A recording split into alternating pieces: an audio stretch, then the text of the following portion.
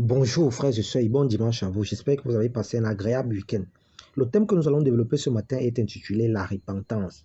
La repentance. La repentance, c'est un changement radical et volontaire de cap, de pensée, d'action vis-à-vis du péché et vis-à-vis de Dieu. La repentance, c'est confesser ses péchés à Dieu et y renoncer. La repentance, c'est confesser ses péchés à ceux à qui on a fait du tort et au possible réparer ses torts. C'est cela la repentance. C'est confesser ses péchés au Seigneur et y renoncer. D'ailleurs, Actes chapitre 2, le verset 38 déclare, Pierre leur dit, repentez-vous et que chacun de vous soit baptisé au nom du Seigneur pour le pardon de vos péchés. Pour le pardon de vos péchés, pour la rémission de vos péchés, et vous recevrez le don du Saint-Esprit. Sauf que la repentance est aux oubliettes aujourd'hui, parce que tout enfant de Dieu doit passer par la case repentance. La repentance, c'est la porte du ciel. Mais de nos jours, pour avoir l'audimat, pour avoir la célébrité, il y a des thèmes à ne surtout pas développer. Car nous aimons un évangile taillé sur mesure, un évangile qui nous arrange, un évangile qui correspond à nos désirs, un évangile de la chair. Si tu veux avoir les partages, les amens en cascade, c'est cet évangile que tu dois mettre en avant. C'est ça. C'est ça qui nous arrange aujourd'hui. Dès que tu commences à parler des saintes écritures sur tous les plans de la vie, c'est un problème. Les gens ne t'aimeront pas. Les gens vont trouver que tu déranges. Sauf que cet évangile-là nous mène tout droit en enfer. Il est beau à écouter, il est bien argumenté, il est bien formulé. Mais sans les écritures, nul n'est agréable à Dieu. Parce que tout ce que Dieu a fait sur la terre, c'est au travers des Écritures. Dieu, c'est la parole. Et la parole, c'est les saintes Écritures. Et là où il n'y a pas les Écritures, il ne peut pas y avoir de Dieu. Et voilà comment on peut détecter un faux message et un message qui est un véritable message qui provient de Dieu. Parce que les Écritures, personne ne peut les falsifier. Par exemple, si je dis à l'instant, ouvrez vos Bibles dans Acte 2, le verset 38, tout le monde dans le monde entier peut se référer à sa Bible pour voir et vérifier si ce que Yves dit ce matin est vrai ou faux. Le reste, ça ne sert à rien. Le reste, ça ne sert à rien. Sans les Écritures, tout ce que nous faisons, c'est l'argumentation. Cela peut être nos pensées, cela peut être nos désirs. Sauf que les Écritures, personne ne peut manipuler les Écritures. Personne. C'est pour cette raison que nous devons toujours revenir aux Écritures. Toujours revenir aux Écritures. Et qui dit Dieu parle des Écritures. Sans les Écritures, ne seront pas agréables à Dieu. Et cela doit s'illustrer dans tous les domaines de notre vie, que ce soit dans nos prières ou autres.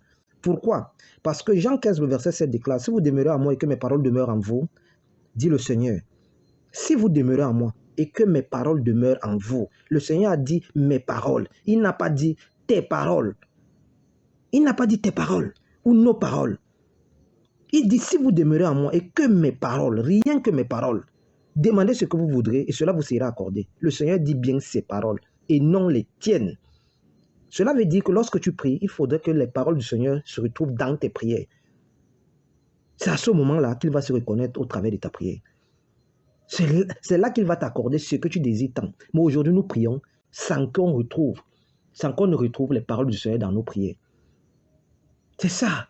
Pourquoi? Parce que ce soit les psaumes de David, que ce soit les paroles sorties de la bouche du Seigneur, toutes ces paroles sont esprit et vie. Ce sont des paroles qui ont une grande puissance sur le plan spirituel. Chaque enfant de Dieu doit le reconnaître. Les désirs de ton cœur, les désirs de tes pensées, c'est bien beau tout ça. Mais c'est vide. C'est du vide. C'est comme la musique gospel que les gens écoutent de gauche à droite. Une musique gospel qui n'édifie pas les enfants de Dieu avec les paroles de Dieu, ça ne sert à rien. Qu'importe les belles paroles, qu'importe ceci ou cela, qu'importe la voix, qu'elle soit raffinée ou pas. Parce que quand tu écoutes une musique gospel, tu dois être édifié au travers des Écritures. Au travers des Écritures. Tout ce qui est agréable à Dieu, c'est là où on retrouve les Écritures. J'ai écouté ces clips. Voici ce que j'ai retenu. Aïe, on nous a parlé de Matthieu 6, le verset 33, qui déclare « Cherchez premièrement le royaume et la justice de Dieu, et tout le reste vous sera donné de surcroît. » Mais sous forme de musique, et j'ai été édifié. Mais si c'est la monotonie, si c'est des paroles inutiles, les païens font la même chose. Il faut faire très attention, frères et sœurs, parce que lorsqu'on parle de repentance, la repentance, c'est un changement de cap, c'est un changement de pensée, d'action. Et la repentance va se situer sur deux aspects, un aspect physique et un aspect spirituel. L'aspect spirituel ici, ça sera la réception du Saint-Esprit. Mais l'aspect physique, c'est ton comportement. J'ai dit l'aspect physique de la repentance, c'est ton comportement.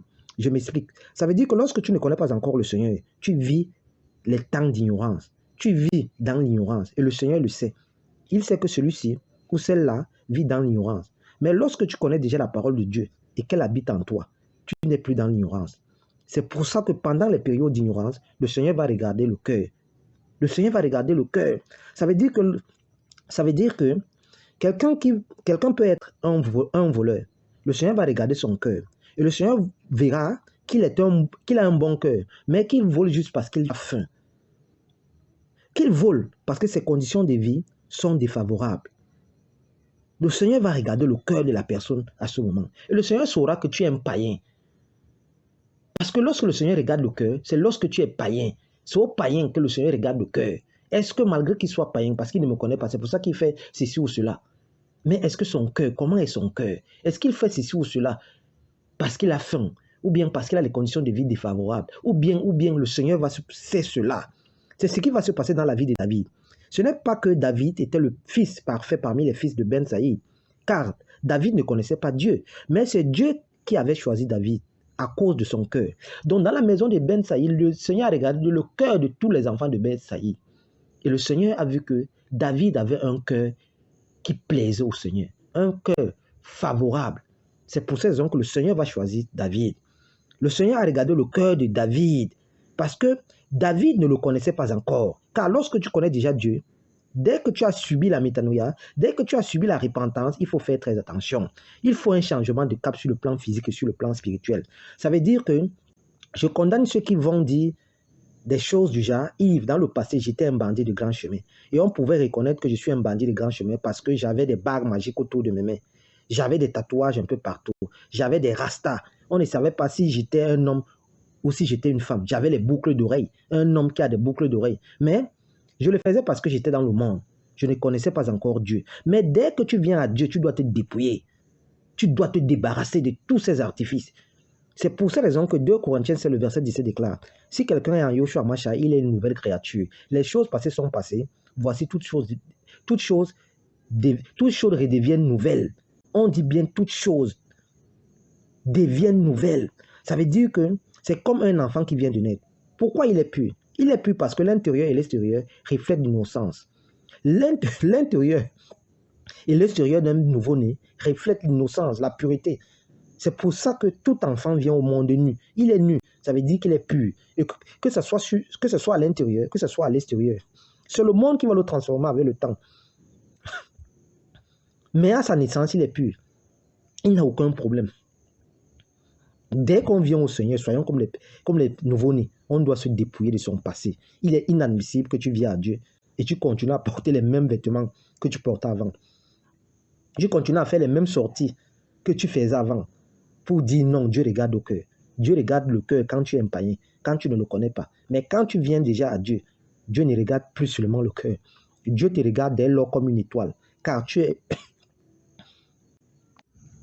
deviens une étoile de Dieu. Et tu dois refléter la grâce du Seigneur, la lumière du Seigneur. Tu dois être un modèle dans ton quartier, un modèle pour les frères et sœurs, un modèle de bénédiction. Lorsque tu viens à Dieu et que tu as vraiment subi la métanoïa, tu ne peux plus te permettre d'être à moitié, d'avoir encore des bagues magiques maçonniques sur des doigts, d'avoir des tatouages de gauche à droite, de porter des boucles d'oreilles alors que tu es un homme, de porter des tatouages avec des insignes maçonniques sur ta peau, d'avoir encore des locks ou bien des perruques ou quoi, alors que tu es un homme. Aujourd'hui, le mot de passe est ne regardez pas ça, car Dieu regarde au cœur. Dieu regarde le cœur lorsque tu es un païen.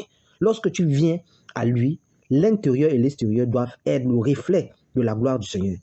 C'est ainsi que tu vas gagner les autres. Car un enfant du Seigneur est là pour gagner les âmes à Dieu. Par son comportement, par sa façon d'être, par sa manière de se tenir. Mais qu'est-ce que nous voyons aujourd'hui? C'est tout le contraire. Ça veut dire que lorsque tu commences à prêcher au nom de Dieu, même si tu mets le rouge à lèvres, alors que tu es un homme, on dit non, il n'y a pas de mal. Ne regardez pas là-bas, parce que Dieu regarde au cœur. Qui connaît le cœur de l'homme? Hein? Toi, tu connais le cœur de la personne? Ce n'est pas tous ceux qui disent Seigneur, Seigneur, qui sont les enfants de Dieu. Ce n'est pas tous ceux-là qui disent Seigneur, Seigneur, qui sont les enfants de Dieu. C'est pour ces raisons que le Seigneur dit qu'au dernier jour, beaucoup me diront, à ton nom, nous avons prophétisé. À ton nom, nous avons chassé les démons. À ton nom, nous avons sorti des clips, des vidéoclips. Nous avons sorti des chansons de gauche à droite. Sauf que le Seigneur va vous répondre, je ne vous ai jamais connu. Je ne vous ai jamais connu, dit l'Éternel. Il faut faire attention, frères et sœurs. Il faut faire très attention. Il faut faire très attention. Moi, aujourd'hui, dès que quelqu'un a l'audimat, dès que quelqu'un devient célèbre, on ne prend même pas le temps de vérifier. Est-ce que ce qu'il prêche, c'est en accord avec les Écritures? Est-ce que ce qu'il chante, c'est en accord avec les Écritures? Ce n'est pas notre problème. Est-ce que sa musique est en accord avec les Écritures? Est-ce que j'ai été édifié? J'ai été édifié au travers de cette musique vis-à-vis des Écritures. Parce que lorsque tu es édifié, c'est sur la base des Écritures. Est-ce que cette musique me rappelle tel verset biblique ou tel autre? Mais en musique, non. Ce n'est pas le cas aujourd'hui. On fait la même monotonie, les mêmes choses, les mêmes sons folkloriques. On ajoute 2 mots là, on commence à danser et on se moque des païens. On se moque des païens. Non, tu vois, celui-là c'est un païen. Il chante même quoi? Il ne chante jamais pour la gloire de Dieu. Mon frère, pour toi, Dieu c'est quoi? Est-ce que Dieu c'est le nom? Est-ce que Dieu c'est le nom? Parce que tu fais un son, tu fais un clip, tu mets le nom de Dieu à l'intérieur, c'est ça Dieu? Dieu c'est les Écritures. C'est les Écritures qui démontrent que celui-ci est de Dieu. Quand on nous arrête alors avec cette histoire de Dieu regarde au cœur, ça veut dire que s'il veut prêcher, il peut mettre le rouge à lèvres, il peut mettre les talons et venir commencer à parler au nom de Dieu. On dit non, ne regardez pas son corps, ne regardez pas son habillement, ne regardez pas sa manière de vivre. Non, Dieu regarde au cœur. C'est des bêtises. C'est des bêtises. Sans les Écritures, nul n'est agréable à Dieu. Il ne faut jamais confondre cela. Dans Matthieu 21, verset 31, Yoshua Mashiach déclare que ne soyez pas surpris que les collecteurs d'impôts et les prostituées vous dévancent dans le royaume des cieux. Pourquoi? Parce que eux, dès qu'ils ont reçu la parole de Dieu, ils se sont repentis. Ils se sont dit, Seigneur, dans notre vie passée, nous faisions ceci ou cela à cause de nos besoins. Mais maintenant qu'on t'a connu, on se répand. On se répand. Mon frère, ma soeur, lorsque tu viens à Dieu, cette histoire de Dieu regarde le cœur, ça doit s'arrêter. Nous devons changer notre mentalité, notre façon de faire. Cette histoire de Dieu regarde le cœur est fausse. C'est faux.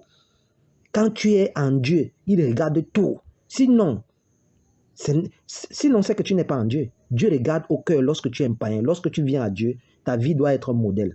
Ta vie doit être un exemple. Ta vie doit impacter les autres. Parce que les autres n'ont pas les yeux spirituels. Sur le plan physique et sur le plan spirituel, tu dois être un modèle. Tu dois être un modèle. Comment ceux qui vont te regarder sauront que tu es de Dieu ou bien que tu ne l'es pas? Ce n'est pas ton comportement dans la société, ta manière de vivre, ta manière de faire. C'est à travers cela qu'on pourra savoir. Ça fait partie des fruits de l'esprit. C'est ça. Ce matin, nous allons lire dans Luc, ouvrons notre Bible dans Luc 19, le verset 1 à 10. La Bible déclare: Or, il y avait un homme du nom de Zachée, chef des collecteurs d'impôts. Et c'était quelqu'un de riche. Il cherchait à voir le Seigneur, mais il n'y arrivait pas à cause de la foule, car il était petit de taille. Il courut en avant et monta sur un sycomore pour le voir, parce qu'il devait passer par là. Lorsque le Seigneur fut arrivé à cet endroit, il leva les yeux et lui dit: Zachée, halte-toi de descendre, car il faut que je demeure aujourd'hui dans ta maison. Zachée se halta de descendre et le reçut avec joie. Voyant cela, tous murmurèrent et disaient qu'il allait loger chez un homme pécheur.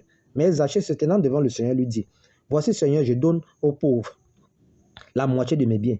Et si j'ai fait du tort de quelque chose à quelqu'un, je lui rends au quadruple.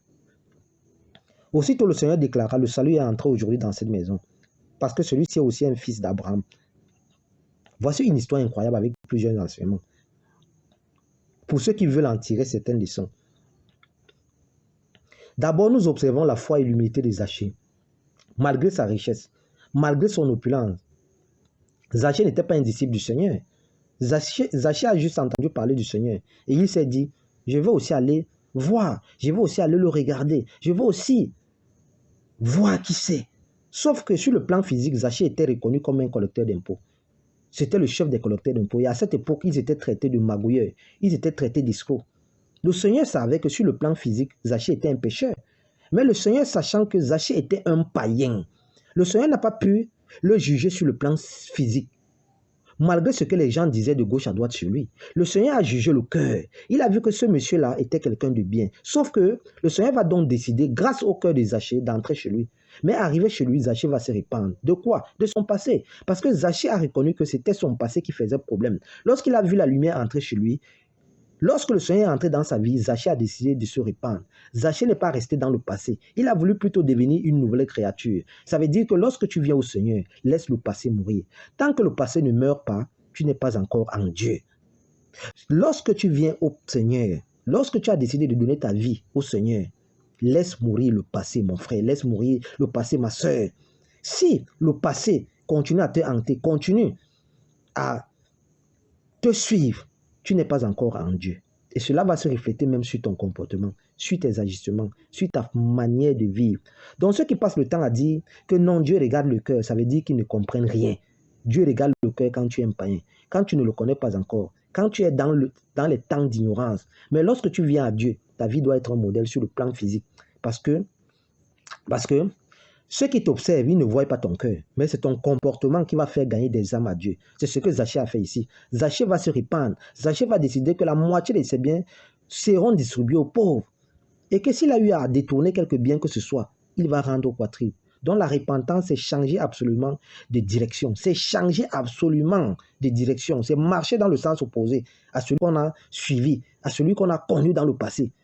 Cela est illustré dans Matthieu 21, le verset 28 à 29. Où un homme avait 2 fils, et s'adressant au premier, il lui dit, va travailler aujourd'hui dans ma vigne. Ce dernier répondit, je ne peux pas.